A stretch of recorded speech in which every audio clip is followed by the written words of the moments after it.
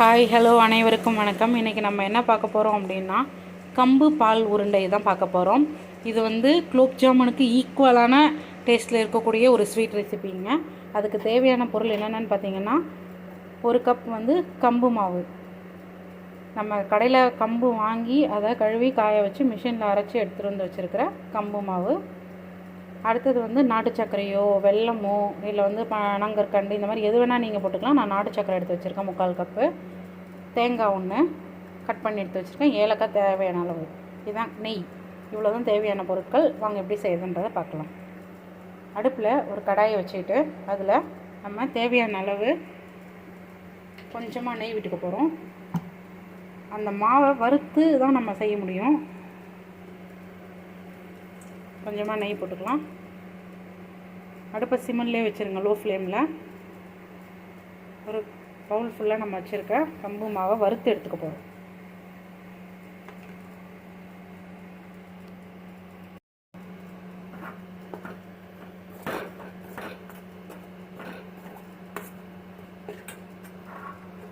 லைட்டாக வறுக்கணும். இது டக்குன்னு செவந்துடும், வாசனையும் தீஞ்ச மாதிரி ஆகிடும். அப்புறம் லைட்டாக வறுத்தாலே போதும், ரொம்ப வறுபடணும்னு அவசியம் இல்லை.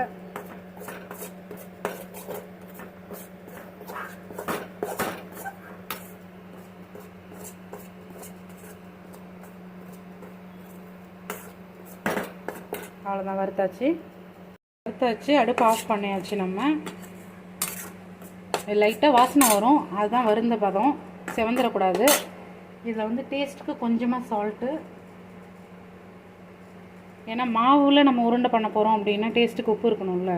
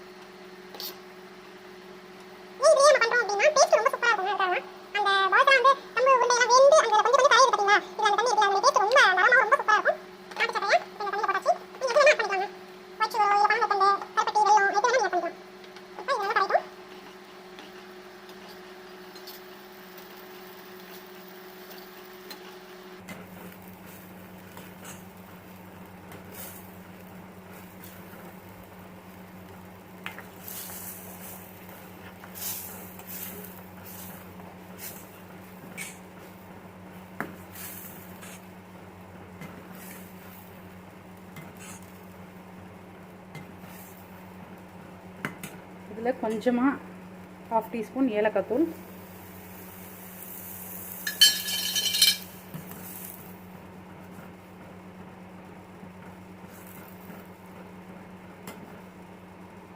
அவ்வளோதான், எல்லாமே கரைஞ்சிடுச்சு. இப்போ இந்த ஸ்டேஜில் நம்ம அடுப்பு ஆஃப் பண்ணிடலாம். பாருங்கள், எல்லாமே கரைஞ்சிடுச்சு. அடுப்பு ஆஃப் பண்ணியாச்சு. ஏன் அடுப்பு ஆஃப் பண்ணிட்டோம் அப்படின்னா, நம்ம அடுப்பு ஆனில் இருக்கும்பொழுதே தேங்காய் பால் நீங்கள் இதில் ஊற்றுனீங்கன்னா திரியாக போயிடும். இப்போ நம்ம அரைச்சி எடுத்து வச்சுருக்கோம்ல தேங்காய் பால், இதை அதில் ஊற்ற போகிறோம்.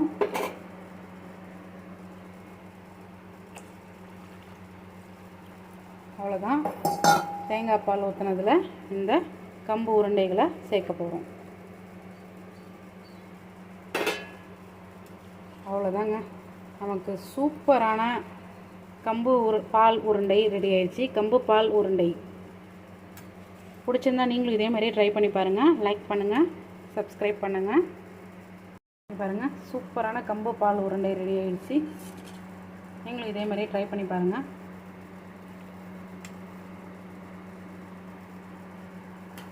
Thanks for watching.